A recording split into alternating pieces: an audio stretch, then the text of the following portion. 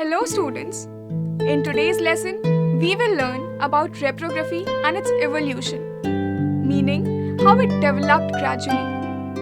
Students, do you know what is reprography? It is the reproduction of any design or text in print form. This print form for communication is understood as a basic human need, a need that stems from a desire to relate not only to the creator but also with others at large.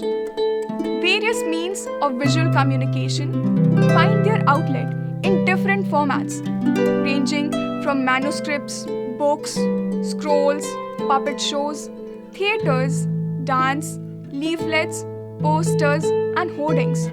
To be honest, the list is endless. Technology has aided in the growth and diversification of communication techniques. Nowadays, with the aid of the internet, cable networking, and various forms of other electronic and digital media, communication has truly become global.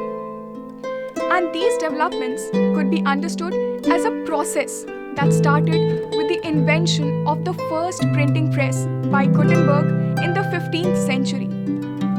That made the mechanical reproduction of scripts possible and revolutionized learning, which was otherwise concentrated within a selected few, by making it possible to reach out to the public. Let us now pause for a moment and look into some of the features of mechanical reproduction as we encounter them in our daily lives. Take the instance of this book that you are reading. Does your friend sitting by your side have the same book? Is that book identical in every sense of the terms? Yes, it is. In a larger context, millions of students like you will or can possess copies of the same book. Imagine a situation where we may have to reproduce these books by hand. Think of the time consumed, the labor required, or the cost involved. These books, produced by hand, firstly, won't be cheap. Secondly, would lack timely production and also would be available only to a few. Don't you think mechanical reproduction overcomes all these problems and in the process helps in spreading education, ideas that in essence were limited to a selected few before the advent of the printing processes? Mechanical reproduction has surely changed our lives. Let us now look into some of the few basic graphical printing techniques. Printing is understood as the process of creating identical multiples from a single matrix that forms a primary block from which the prints are taken. The block or surface is prepared in such a manner that the printing and non-printing areas remain distinguished. Before we discuss different printing processes, it is important to note that there are three types of printing processes. First, relief printing, second, intaglio, and third, planography. They follow different techniques and processes.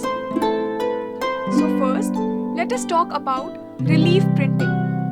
In relief printing, the area or design to be printed stands above the non-printing area. The ink is applied to the raised printing area in such a manner that the non-printing depressed area remains untouched and clean on the printing surface. Generally, in relief printing, the ink is either applied by means of an ink roller or by dabbing the block into an ink pad, which happens to be a relatively flat surface. But in intaglio printing, the printing area or design is cut into a flat surface and made depressed from the non-printing area. The ink is rubbed into the grooves and the upper area is then wiped clean before the plate is brought in contact with a pre-dampened paper. An even pressure is applied on the paper, which has a soft padding. This printing results in a very fine print. The deeper the groove on the plate, the darker the printed image will be. The third process is planography. In planography, As the name itself suggests, the printing and non-printing areas have virtually no difference in height. This is basically a combination of water and oil-based ink resist techniques. In this process, the printing area is made receptive to ink, while the non-printing areas repels the ink, either by means of a stencil or the physical properties of the surface of medium, using water, which repels oil-based ink. When an ink roller is passed over the whole surface, it delivers ink or color only on the design. Relief printing. Woodblock. This is the method which is being practiced every day. It could be in the form of a thumb impression or in the form of a rubber stamp. We dab the area to be printed on an ink pad and simply bring it in contact with the surface on which the print is required. The invention of paper helped the printing widespread. Students, do you know that paper was invented in China by Ceylon in 105 AD? Paper was formed by pulping and shredding materials of vegetable origin in a solution of water and gum and catching the suspended fragments on a fine mesh. When allowed to dry, a malleable and durable sheet of considerable strength is obtained.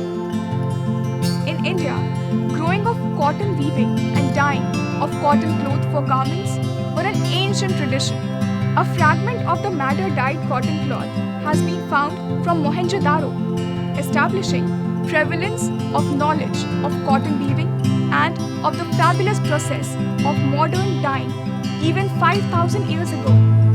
The cotton established the genius of the Indian weaver, printer, and embroiderer for its richest and boldest expression. The printing on fabrics with blocks of wood cut or engraved to produce designs and images on cloth is a very ancient craft of India. The earliest impeccable numerous historical evidences of archaeological nature of woodblock printed textiles of Indian origin were supplied by a large number of finds from Fostat on the river Nile, southern outskirts of Cairo in Egypt. Fostat fabrics are best seen at Mulhouse in France. In India, Calico Museum of Textiles at Ahmedabad, Gujarat has also some very good Fostat fabrics. From the character of designs and on the evidence of the history of trade and commerce, historians have come to the conclusion that the Fostat fabrics are undoubtedly of Indian origin. There are 3 types of Fostat fabrics: block printed, hand printed, and a mixture of the 2 techniques. The consensus is that the earliest known block printed Fostat fabric can be dated back to the 14th century. The Calico Museum also has a 15th century piece of Fostat in the mixed technique.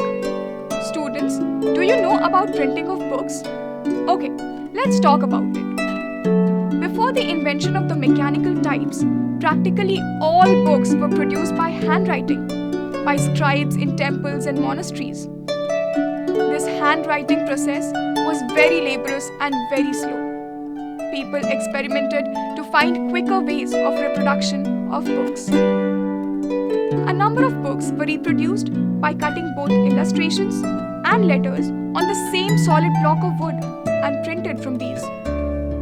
Such books were known as block books.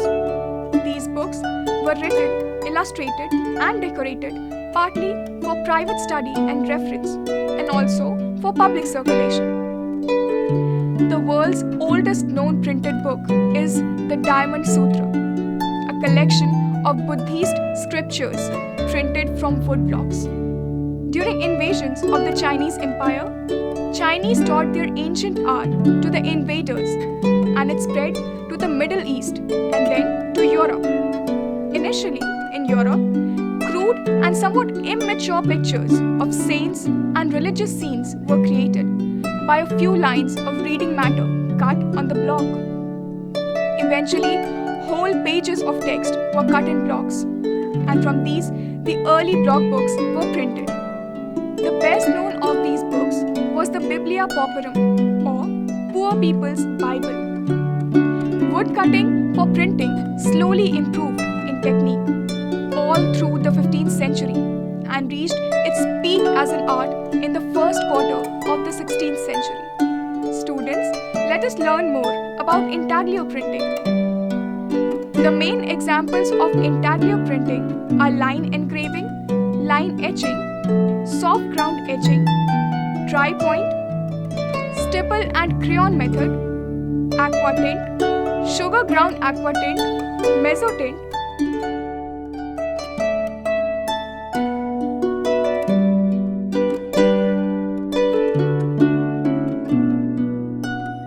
among all, the engraving is the oldest technique and in many ways the most satisfactory method. The entire process is executed on polished copper plates. Zinc, iron, steel, and even silver plates have also been used, but copper remains the most commonly used. In this technique, a design or image is carved or engraved deep in the surface. The tool used for creating images is known as burin or graver.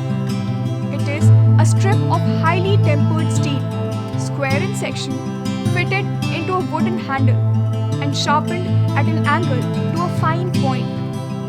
All drawings are done mainly with graver.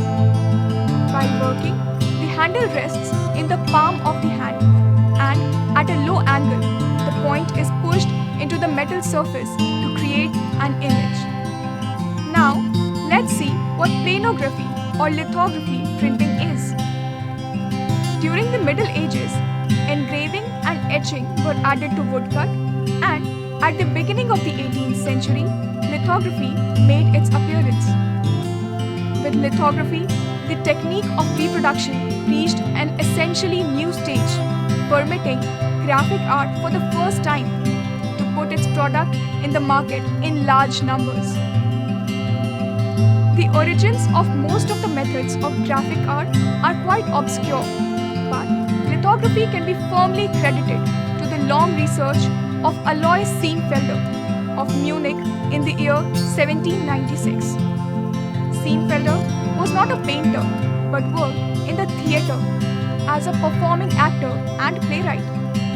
He was experimenting with etching to find a cheaper method for reproducing his own scripts. By chance, he discovered the unique characteristics of the Bavarian limestone, which became the basic printing surface of the medium. He experimented with limestone for 2 years and achieved the perfection of the method.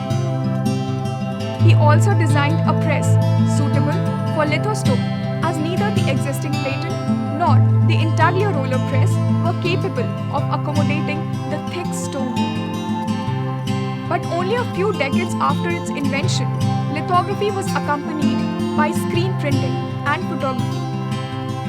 For the first time in the process of pictorial reproduction, photography freed the hand of the most important artistic functions, which henceforth devolved only upon the eye looking into a lens. So students, that was all about reprography and how it evolved. I hope you have enjoyed learning. In the next lesson, you will learn about movable metal type to digital imaging.